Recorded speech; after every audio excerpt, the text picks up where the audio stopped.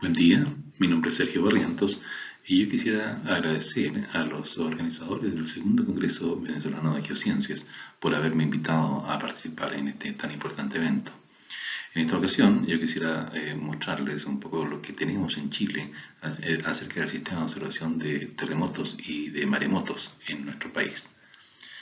Chile ha sido afectado por grandes terremotos en el pasado. Hay registro escrito desde la llegada de los españoles. En 1541 se funda Santiago y el primer terremoto que afecta a esta ciudad ocurre en 1647. Y la descripción es tan exacta de lo que sucedió que uno puede estimar incluso el tamaño de este terremoto. Dice, duró el tiempo que demora uno en rezar alrededor de 3 credos, es decir, en realidad entre unos 90 a 100 segundos. Se extiende el área que afectó este terremoto, se extiende entre dos ríos muy conocidos que están separados por alrededor de unos 450 kilómetros. Y la descripción es bien interesante, dice, con tanto estruendo, fuerza y movimiento que al punto que comenzó a temblar, comenzaron a caer los edificios que se había hecho en el transcurso de más de 100 años. Es decir, en los últimos 100 años no había ocurrido un terremoto parecido al que ocurre en 1647, en el cual alrededor de un quinto de la población de Santiago fallece. Luego, otros terremotos significativos. Estos terremotos no son los más, que han causado más daño, pero sí lo más significativo desde el punto de vista de soporte, contribución al conocimiento sismológico o el impacto que tenía en el país. En 1822, María Graham, en sus estudios de ese terremoto, observa que la costa fue levantada asociada al terremoto. Subió un par de pies, dependiendo hasta 4 pies en algunos lugares en la costa. Y en ese momento, en ese tiempo, no se sabía muy bien en los círculos científicos cuáles eran las consecuencias de esta historia de movimientos muy importantes de la naturaleza de la costa asociados a terremotos. No se creía en este gran movimiento hasta que Darwin en 1835 lo corrobora, lo verifica con el terremoto que ocurre en el centro-sur de Chile, que tiene una magnitud de 8 a 8,5 aproximadamente, estimada por Lomnitz, en el cual hubo levantamiento de la isla Quiriquina de 8 pies y Santa María, otra isla de entre 8 y 10 pies también. Entonces, ahí se comprobó y él pudo reportar confirmando lo que María Graham había observado un poco más al norte en la zona de Valparaíso. También otros métodos para estudiar el tamaño del terremoto lo propone Carvajal con el estudio de los tsunamis que han ocurrido, que se han registrado en otras partes del mundo asociados a los terremotos ocurridos en Chile. Y eso ha permitido estimar el tamaño del terremoto de 1730 que ocurre en la zona central de Chile en alrededor de 9.2, 9.3. Es un tremendo terremoto que ocurre hace prácticamente 300 años. Y es así también como en 1928 y 1939 ocurren terremotos que impactan en la creación y modificación de la ley y ordenanza general sobre construcciones y urbanización. Esto es el precursor el código de construcción que tenemos en Chile en este momento, que se está siendo mejorado con cada terremoto que ocurre. Hay sorpresa, nos encontramos con algunas situaciones que uno quisiera remediar y se incorporan estas modificaciones y actualizaciones a la norma de construcción, a la norma sísmica, y cada vez entonces los edificios y las construcciones y la infraestructura está soportando de mejor manera los terremotos que ocurren en el país. Y es así como también los maremotos son importantes, especialmente los que han ocurrido recientemente son de 1960 en el centro-sur de Chile y en el caso del 2010 prácticamente en la zona central de Chile, que han causado muchísimo daño en las costas del país. También está asociado a los terremotos en el caso de los grandes eventos que han ocurrido en el país. Hay tsunamis producidos del orden de 4 metros o más, y hay varios eventos que tienen este tipo de observaciones, y los intervalos en el tiempo que han ocurrido estos, si uno considera los promedios con una gran variabilidad, eso sí, el promedio son alrededor de unos 30 años. O sea, cada 30 años ocurren terremotos en alguna parte del país, en alguna parte de Chile, en el cual se producen tsunamis que tienen 4 metros o más de altura de inundación. Pero la variabilidad es tremenda porque hay intervalos de 2 años o hasta de 68 años, el más largo. Entonces, el promedio entre 30 años es solamente un promedio matemático, pero estos pueden ocurrir prácticamente, ser muy seguidos. Y cuando ocurren tsunamis de 10 metros o más, este promedio, estos intervalos se agrandan a alrededor de unos 60 años aproximadamente. Y es por eso que entonces hay dos ejemplos aquí del terremoto del 2010 en la parte central y el impacto que tuvo en cuanto a la altura, más de 15 metros en algunos casos en el centro-sur de Chile, y el terremoto del sur de Chile de 1960 también tiene entre 15 y 20 metros de altura máxima de inundación. Este efecto de los terremotos que ocurren en el país ha obligado a crear este sistema de alerta rápida de tsunamis. Y desde 1960, 1964, después del terremoto del 60, se crea este sistema de observación que depende del Servicio Hidrográfico y Oceanográfico de la Armada, que se llama el Sistema Nacional de Alerta de Maremotos, que en ese tiempo era otra oficina, pero en este momento es lo que llamamos el CHOA. Junto con Senapred, que en ese tiempo no existía, ahora Senapred y el CCN forman esta tríada en la cual el CHOA se alimenta de información que produce el CCN, el Centro Sismológico Nacional, y le entrega su evaluación al Senapred, y el Senapred actúa con la población.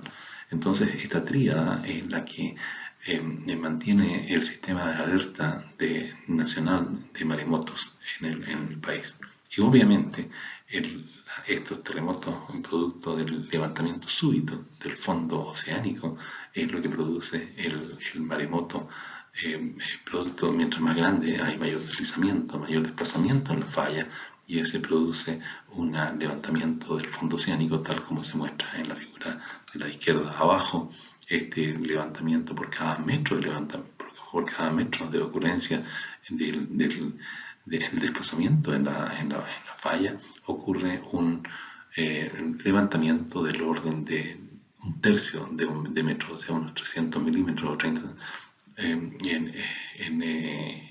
levantamiento del fondo oceánico, que luego, para poder recuperar el equilibrio potencial, digamos, del agua, distribuye el agua en todas direcciones, y eso es el maremoto.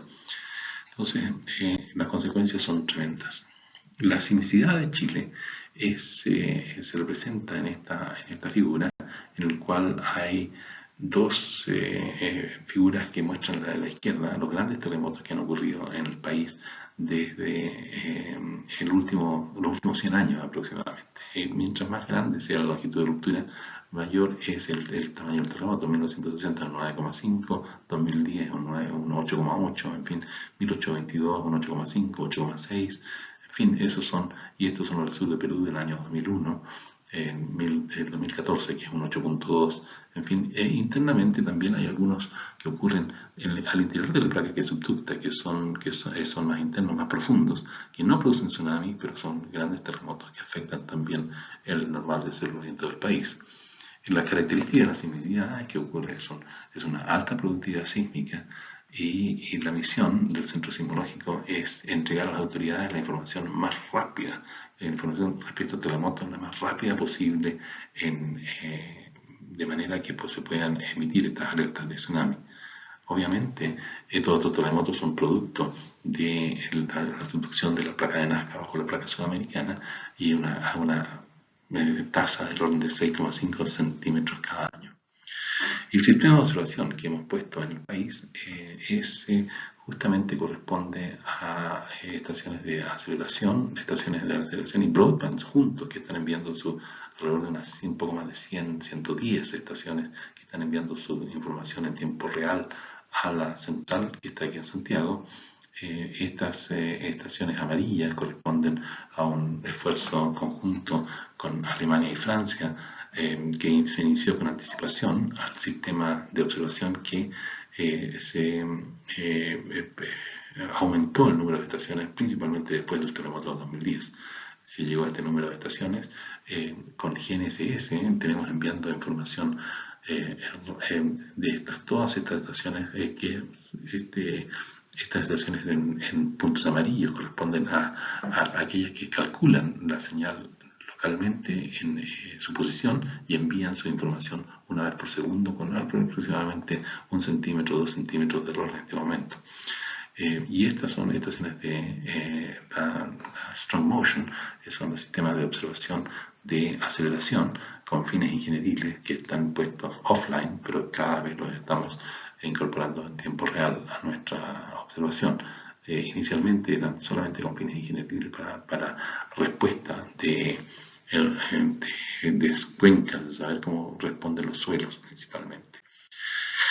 Este es un ejemplo de instalación de las estaciones en el centro de Chile. Una de las estaciones es un hoyo en ese pozo. Nosotros ponemos concreto en el final, luego ponemos este tubo y a unos 2 o 3 metros de profundidad ponemos los sismómetros y el acelerómetro, y con el sistema de GNSS también incorporado para poder enviar toda esa información vía satélite hasta Santiago. Los paneles solares y baterías son los que alimentan estas estaciones para tener independencia. Tenemos independencia tanto de energía como de comunicaciones en nuestro sistema. Esos datos llegan a la zona central, donde tenemos nuestras oficinas centrales. Se reciben en los servidores del centro sismológico, ya sea vía satélite. Alrededor del 50% de las estaciones envían sus señales por medio de satélite, y el otro 50% es vía radio, vía internet, vía telefónica, con ahora M2M, el sistema de comunicación telefónica. En fin, y estos datos son recibidos y procesados en las oficinas centrales, que tenemos una oficina que está abierta, opera 7x24 con un sistema de turnos de manera continua. Y si algo llega a pasar con este sistema de recepción de señales de los servidores de las oficinas centrales del data center, tenemos un data center auxiliar que está abajo a la derecha. Podemos ver en un carro que lo tenemos disponible operando simultáneamente alrededor de unos 500 kilómetros fuera de Santiago, al sur de Santiago, en la sede del Observatorio Volcanológico de los Andes del Sur en Temuco, que depende del Servicio Nacional de Geología y Minería, para poder operarlo en caso de que haya una dificultad de funcionamiento del data center principal en la zona central. El número de eventos que percibimos en Chile, magnitud 3 o superior o magnitud 8 o superior, es aproximadamente unos 600 al mes. Esta es la figura de abajo, muestra unos 600 al mes, y eso es aproximadamente unos 20 diarios. Es lo que estamos reportando, y el número de eventos por mes muestra que desde el año 2010 hasta el momento se ven claramente los pics. Se ha encontrado después del año 2016, se ha encontrado un nivel de operación que corresponde aproximadamente al nivel medio de la sismicidad del país. Y los eventos percibidos, los eventos que son reportados como percibidos por algún informador del Servicio Nacional de Prevención y Respuesta ante Desastres, SENAPRED, es aproximadamente del orden de 30 al mes, es decir, uno por día aproximadamente. Esos son los niveles de observación de terremotos. En el caso de las aceleraciones, tenemos para cada terremoto aceleraciones registradas, y aquí hay para los terremotos de magnitud 8 o superior ocurridos en Illapel, en el de la izquierda, y en el norte, en Iquique, en el año 2014. Tenemos registrado un gran número de observaciones que permiten actualizar los códigos de construcción utilizados en el cálculo del peligro sísmico de nuestro país.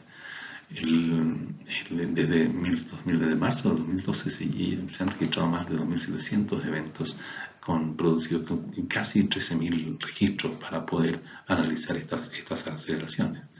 Todos estos datos están disponibles en la página del CCN, del Centro Sismológico Nacional, bajo una base de datos LTDB. Tanto los datos, todo tipo de datos son abiertos en nuestro país, tal como se muestra en esta figura, que nosotros estamos enviando nuestros datos de todas las estaciones en tiempo real, incluso pueden ser compartidas en tiempo real en los computadores, servidores de IRIS, desde el DMC de IRIS. Aquí se puede ver un ejemplo de cómo contribuyen las diferentes estaciones a un terremoto el año ocurrido, el año pasado, en México, en el sur de México, en Michoacán. Se puede ver cómo contribuyen las diferentes estaciones, y en ese momento entonces están las estaciones de Chile contribuyendo al sistema de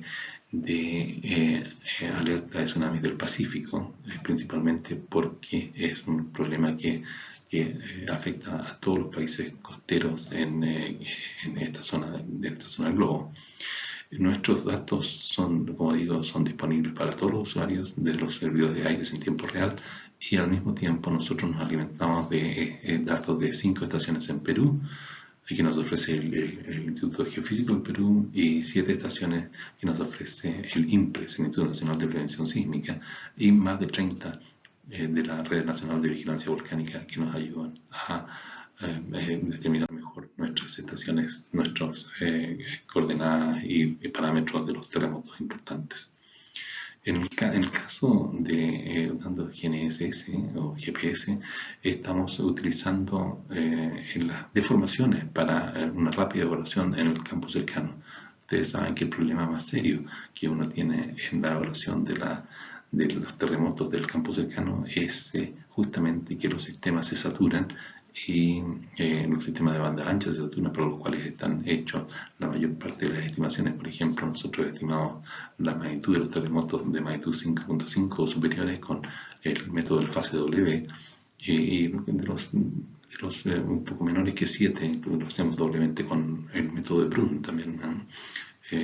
De modo que nos ayuda muchísimo esta estimación de la deformación. Si sabemos cuál es la deformación observada en la costa y en el interior de Chile, tenemos una muy buena estimación del tamaño e incluso no solamente el tamaño, sino que además de la distribución del deslizamiento asociado a cada terremoto.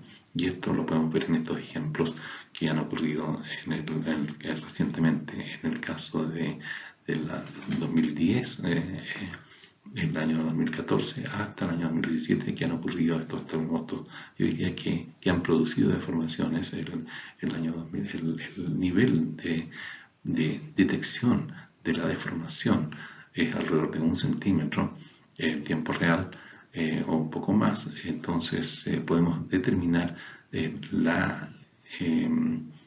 desplazamiento asociado a terremotos del orden de magnitud 6.8, 6.9, quizás 7, dependiendo del lugar donde ocurren en Chile, pero esos son los niveles de detección mínimos que tenemos con los GNSS. Y eso además nos permite saber, es decir, cuando un terremoto no supera esa magnitud, puesto que no ha producido deformación. Y esto es lo que yo quisiera mostrarles en las siguientes diapositivas, así bien, de manera bien sucinta. Aquí hay 5 ejemplos de observaciones de 5 diferentes terremotos en función del tiempo. Aproximadamente son 100 segundos este intervalo entre la figura a la derecha, entre el intervalo mostrado entre las marcas de tiempo son 100 segundos, y eso nos dice, por ejemplo, y la amplitud. Fíjense, la amplitud del primero de arriba corresponde a un terremoto de magnitud 6.9, y la deformación que se observa en la componente este-oeste, que es la línea roja, es aproximadamente unos 5 centímetros. Luego, si uno va a un terremoto de magnitud 7.6, que es el segundo hacia abajo, ya la deformación son unos 20 centímetros. y así va incrementándose hasta llegar al final en la estación de San Javier, asociada al terremoto de 2010, la deformación es superior o alcanza casi 3 metros que se observa en esa estación. Así es que en otros lugares se llegan a observar deformaciones de 4 metros o incluso más asociado a los terremotos más grandes. Y este sistema de RTX, que es una solución comercial que nos provee el sistema Trimble, nos permite conocer exactamente la posición de la estación GNSS con 1 centímetro de error en este momento, o 2 centímetros de error. Hace unos tiempos atrás era 4 centímetros, que se está mejorando cada año que se incorporan nuevas constelaciones. De modo que uno puede tener una muestra por segundo, la información de la posición de cada una de las estaciones de GNSS. Y es una solución que nos ha permitido avanzar, principalmente estar cubierto frente a la ocurrencia de estos grandes terremotos. Y lo que hacemos entonces es enviar esas estaciones de orden de 100 en este momento, de datos de las estaciones que calculan el precise point position en situ. Entonces el RTX lo envían a Santiago y en un script con Python podemos entonces sacar esa información y tener la detección, la estimación del desplazamiento y calcular fase W incluso o falla finita con esta información, que es mucho más rápida. Es decir, con el campo cercano las ondas llegan antes y entonces podemos hacer este tipo de ejercicios y estimaciones muchísimo más rápido de lo que teníamos antes. Teníamos que esperar que las estaciones más lejanas pudiesen recibir las señales P, S y las demás para poder hacer la inversión en la falla finita. Todos estos datos también están disponibles en GPS CCN Uchile CL. Ustedes pueden visitar la página del CCN y también obtener estos datos de los servidores, de nuestros servidores. Y es así como entonces el trabajo de Melgar y otros han podido determinar cómo se registra la deformación de los terremotos asociados a un terremoto de magnitud 9, por ejemplo. Este es el de Tohoku, en el año 2011. Los terremotos del Maule están incorporados aquí también con estos puntos azules. En fin, para diferentes tamaños de terremoto y la distancia que estos ocurran, uno rápidamente con el PGD, es decir, Peak Ground Displacement, puede saber aproximadamente cuál es el tamaño del terremoto. Entonces, si uno tiene una función distribuida, función de desplazamiento distribuida en el espacio, también puede hacer estas inversiones que le decía anteriormente, y es mucho más rápido poder hacer la estimación de estos terremotos en el caso del campo cercano. Y es así como nosotros hace unos años unos 5 años atrás, teníamos una localización en menos de 5 minutos. Aquí estas estimaciones son 5 minutos en este lado. La localización preliminar la tenemos por acá, y estimación de la fase W para aquellos eventos de mayores que 5.0 aproximadamente. Y esta localización final y magnitud la hacíamos antes de los 20 minutos. Estos son los casos de los 5 minutos. Y estos son los 20 minutos. Entonces tenemos la posibilidad de ahora incluir todas estas variables, que podemos incluso estimar la intensidad instrumental, que es un trabajo que ha hecho Felipe Leighton calculando viendo la aceleración máxima en cada estación más cercana a la zona epicentral. Eso se puede hacer en tiempo real, evaluándolo independientemente si es que de saber el epicentro del terremoto o el hipocentro o la magnitud. Eso solamente estar evaluando en la aceleración que en cada momento. Luego la podemos hacer a los 3 minutos aproximadamente el epicentro preliminar, calcular con sistemas automáticos. Eso si uno tiene un número suficiente de estaciones broadband o aceleración, lo puede hacer relativamente de manera bastante eficiente. Puede calcular la magnitud de aceleración y del broadband si es que los terremotos son chicos, y si es más grande, entonces puede calcular una magnitud con el peak ground displacement de los GNSS y hacer la inversión un poco más tarde de los 5 minutos también para poder conocer el área de ruptura. Los registros de aceleración se incorporan y se hace entonces la falla finita, que después incluso uno puede incluir las ondas internas o las ondas superficiales para tener una mejor inversión acerca de la distribución de desplazamiento y dónde ocurre, cómo se distribuye el desplazamiento asociado a ese terremoto en particular. Así es que anteriormente, hace 20 años atrás, nosotros demoramos 2 horas en poder localizar el terremoto del 8.8 del Maule. Ahora ya lo podemos hacer y estimar sus características en menos de 5 minutos. Ese es el gran desafío, y creo que estamos preparados para la ocurrencia de un próximo terremoto. Si ocurre en las mismas condiciones que nosotros hemos tenido para el resto de lo que hemos aprendido con el año 2014, un terremoto de magnitud 8.2 y un terremoto del 2015 en Illapel de un 8.3. En los dos casos hemos estado bastante cerca con los sistemas sismológicos. Además, ahora hemos incluido el sistema de GNSS, que nos va a permitir determinar de muchísimo mejor manera los tamaños del terremoto, y de esa manera poder entregarle una mejor información a lo que es el SNAM. El SNAM, el Sistema Nacional de Alerta de Maremotos de Chile, que administra el Servicio Hidrográfico y Oceanográfico de la Armada, se alimenta justamente de los datos que ofrece el CSN, el Centro de Sismología Nacional, que ofrece GeoPhone, que ofrece el Servicio Geológico de Estados Unidos, la California Integrated Seismic Network en California. En fin, toda esa información se nutre para el SNAM poder evaluar la localización y el tamaño del terremoto, así como su mecanismo de foco más adelante, para poder entregar la información si ese terremoto va a producir un tsunami. El JOA, que maneja el SNAM, tiene un procedimiento en el cual, si está el terremoto cercano a la costa o muy cerca incluso en el interior del continente, pero cercano a la costa, entonces y dependiendo del tamaño, entonces ellos pueden emitir alertas de tsunami en ciertas regiones. Esto es lo que vamos a ver ahora con el sistema de mareógrafos y boyas DART que existen en el país, que maneja el Sistema Nacional de Alerta de Maremotos. Se pueden ver las diferentes en color rojo en el mapa. Se pueden ver cómo están distribuidas las estaciones mareográficas para poder observar cada movimiento, cada perturbación que sufre el nivel del mar.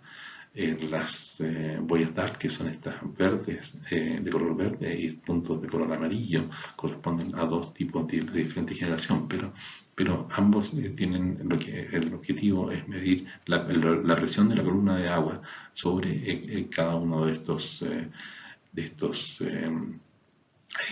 sensores, y eso ha permitido conocer muy bien, y eso lo vamos a ver en una diapositiva, poder estimar cuando el tsunami viene de otras partes que no son generación local. Estas diferentes mareógrafos están funcionando permanentemente. Hay más de 40 mareógrafos instalados a lo largo de toda la costa de Chile, y están entregando su información en forma continua, permanente, al centro de datos que está en Valparaíso. Estas boyas DART, como les decía, miden la presión de la columna de agua, y hay registros muy importantes de la columna de agua, y lo podemos ver tanto en las estaciones mareográficas comunes de nivel del mar que están en la costa, como en estas DARTs. Aquí hay ejemplos de cómo se miden entonces los diferentes terremotos, los diferentes efectos de las maremotos que ocurren en las diferentes estaciones de la zona central por ejemplo, para varias estaciones. Aquí está para el terremoto del Maule, el terremoto de Iquique, de 2010, perdón, el terremoto de Iquique del 2014. Nueva Zelanda del 2021 es un terremoto distante, y como se registra en las costas de Chile y en las Boyas Dart. Y este es el terremoto de Tonga. No es el terremoto, es la erupción volcánica, esta que ocurrió en enero del año pasado, que fue un fenómeno tremendamente interesante, y también muy importante, muy impactante en las islas de Tonga. Honga Tonga, el volcán que hizo erupción en enero del 2022, y se propagó como el tsunami. Fue bien interesante cómo se propaga, puesto que es una onda de presión en la atmósfera. También es la que no es un tsunami, además del tsunami eh, habitual o convencional que se presenta por deslizamiento o la erupción misma. También esta onda expansiva es la que genera un tsunami que llega con anticipación a las diferentes estaciones. El SNAM permite también un sistema integrado de predicción y alarma de tsunami, permite estimar cuáles son las zonas, dependiendo de la magnitud y la localización, permite estimar las zonas que van a ser afectadas, y con ello emitir una alerta para cada una de estos lugares donde están en situaciones de evacuación, con la alarma que las variaciones van a ser mayores que 3 metros del nivel del mar, o alerta que las variaciones van a ser entre 1 y 3 metros, o precaución si van a ser menores que 1 metro. Esas son variaciones en la costa del nivel del mar. Entonces la gente tendrá que evacuar dependiendo de en qué lugar se encuentre, y esto es transmitido por la Oficina Nacional de Emergencia. En este momento se llama SENAPRED, el Servicio Nacional de Prevención y Respuesta ante Desastres. Emite esta información y entonces se procede a las evacuaciones correspondientes en caso de que el caso lo amerite. Y aquí hay un caso muy interesante de cómo las boyas DART, estas que están ubicadas frente a las costas de Chile, han apoyado la evacuación en el caso, por ejemplo, de Iquique del año 2000, perdón, este es el terremoto de Tohoku, registrado en la boya DART de Iquique. Muestra las variaciones que del orden de alcanzaron variaciones de 2.2 metros en la costa, cuando la boya DART no alcanzaban a hacer variaciones más de 5, un poco más de 10 centímetros de ese orden. Entonces, la perturbación en la boya DART anunció que en la costa hay un efecto de amplificación, y entonces uno puede estimar el tamaño que se va a producir en la costa asociado a la deformación al cambio de la columna de agua que ocurrió en la boya DART frente a esa costa. Entonces, en el caso de Honga Tonga, no se sabía muy bien cuál era lo que se suponía que podía suceder en el caso de Honga, dadas las características tan extrañas de ese tsunami. Y la boya DART estimó el orden de unos 10 centímetros, es decir, equivalente al terremoto de Tohoku, frente a las costas de Caldera. Y eso es justamente lo que se registró, alrededor de 2 metros también. O sea, una situación muy equivalente a la de Japón. Para eso sirve el sistema de alerta de tsunami de los boyas DART para aquellos eventos que han ocurrido en el campo lejano. Y una mirada hacia el futuro, que queremos incorporar información de producto del cable oceánico que está bajo el fondo submarino, y ese permite detectar entonces estos cables tal como aparecen en la figura de la izquierda, de la derecha. Aparece este cable que está en el fondo oceánico y aterriza, o sea, se acerca a la costa en varios lugares en Chile. Queremos poner en la fibra óptica, poder detectar las señales de los terremotos y posiblemente en el futuro de los maremotos asociados a estas perturbaciones, producto de cómo la fibra óptica puede detectar estos terremotos. en principio, el principio fundamental es que parte de la energía se refleja partiendo de este DAS, de este sistema de observación que emite una haz de luz. Parte de la energía se devuelve en las diferentes impurezas, por lo tanto uno puede calcular la separación que existe entre las impurezas. Y cuando pasa una onda sísmica afectando al cable, esta separación es variable. Y entonces uno puede capturar esa diferente separación, y eso es registrado y se puede transformar entonces en strain, en deformación, y esa deformación en el paso asociada a las ondas sísmicas, y con eso entonces tiene un detector por 150 kilómetros. Este es un ejemplo de un detector que pusimos en la localidad de Concón. Por 150 kilómetros registramos un terremoto en la que la estrella azul que se observa en la figura de la izquierda. Podemos ver exactamente, es como si fuera un arreglo de sensores a lo largo de los 150 kilómetros, tal como se muestra en la figura de la derecha, donde se pueden ver las diferentes ondas que afectan el cable. Y entonces esto nos va a poder no solamente entregar más información, sino que información más cercana a donde ocurran los terremotos, que la mayor parte de ellos, los que traen tsunamis asociados, ocurren justamente bajo el fondo oceánico.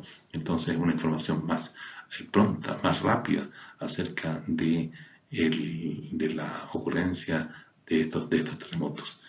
Y eso es justamente lo que estamos mirando hacia el sistema de alerta temprana del Pacífico. En el caso de nuestro país, un sistema de alerta temprana para poder mirar aquellos terremotos que ocurran justamente costa afuera, poder entregar esa información en las ciudades que están más en el interior. En el caso de Santiago, yo creo que tendríamos una posibilidad de poder alertar entre 15 y 20 segundos de anticipación en el caso de terremotos que ocurran costa afuera, en el Pacífico, bajo la costa, y considerando estaciones en el interior, y nuevamente considerando aquí el movimiento más fuerte, ¿no es cierto?, que va a llegar más tarde, pues, debido a las ondas S y ondas superficiales.